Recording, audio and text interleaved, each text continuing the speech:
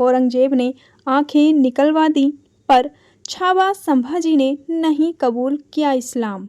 क्या है शिवाजी के बेटे की पूरी कहानी? मराठा साम्राज्य के छत्रपति शिवाजी महाराज ने मुगलों को कभी भी दक्कन यानी पश्चिम और दक्षिण भारत पर पूरी तरह से अधिकार नहीं करने दिया। शिवाजी महाराज की गोरिल्ला युद्ध नीति ने मुगलों को हमेशा परेशान किया। बावजूद इसके शिवाजी को मुगलों के हाथों शिकस्त मिली और उन्हें मुगल सेनापति जयसिंह के साथ पुरंदर संधि करनी पड़ी थी। लेकिन जब शिवाजी यानी छावा ने मराठा साम्राज्य की गद्दी संभाली तो उन्होंने औरंगजेब और मुगल शासक को नाको चने चबा दिए थे।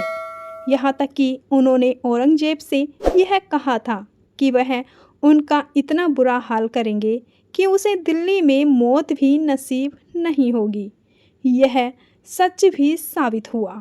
मुगलों ने जब पूरे भारत पर अपना साम्राज्य स्थापित करना चाहा और इसके लिए वे दक्षिण की ओर बढ़े तो उनका सामना मराठों से हुआ था। मराठों की युद्ध नीति बहुत ही खास थी और मुगलों ने यह माना कि मराठों को हराना बिना दक्कन पर कब्जा संभव नहीं और यह उतना आसान भी नहीं है। मराठों और मुगलों का पहला सामना 1615 में हुआ था और जहांगीर ने कुछ मराठा सरदारों को अपने साथ कर लिया था। शिवाजी के पिता शाहजी मुगलों के साथ हो गए थे, लेकिन बाद में वे उनसे अलग हो गए। मराठा शासकों में छत्रपति शिवाजी और संभाजी राजे ने ही मुगलों को कड़ी टक्कर दी थी और उन्होंने कई बार घुटने पर लेकर आए। छत्रपति शिवाजी ने मुगलों को दक्षिण में पाव पसारने से रोकने के लिए मराठा साम्राज्य की स्थापना की थी। शिवाजी ने बीजापुर सल्तनत के सेनापति अफजल खान को मारकर यह साबित कर दिया था कि वे एक अजय योद्धा हैं। उनकी बढ़ती ताकत से औरंगजेब बहुत परेशान था। उसने अपने दक्षिण के वायसराय को उनके खिलाफ युद्ध के लिए भेजा, लेकिन वह सफल नहीं हुआ।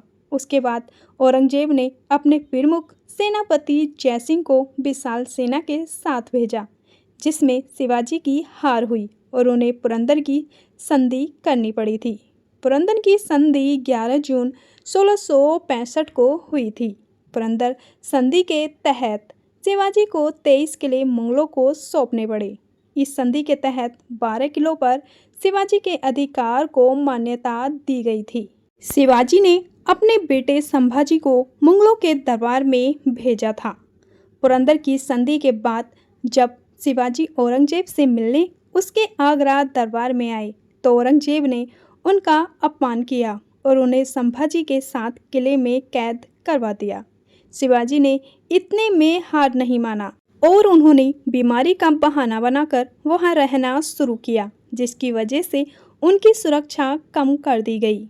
जिसके बाद वे फल मिठाई मंदिरों के लिए भेजने लगे और एक दिन इसी फल मिठाई की टोकरी में बैठकर वे आगरा के किले में संभाजी के साथ भाग निकले।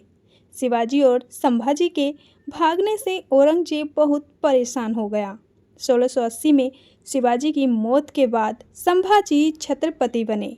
शिवाजी के बेटे संभाजी राजे, जिन्हें छावा यानी शेर का बच्चा कहा जाता है, उन्होंने मराठा साम्राज्य को विस्तार देने और मुगलों को टक्कर देने के लिए इतना पराक्रम दिखाया कि औरंगजेब भौंकला गया और उसने संभाजी को मारने के लिए कसम खाई थी। बुरहानपुर पर हमला करके जब संभाजी ने मुगलों के खजाने को लूटा तो औरंगजेब इसे बर्दाश्त नहीं कर सका था।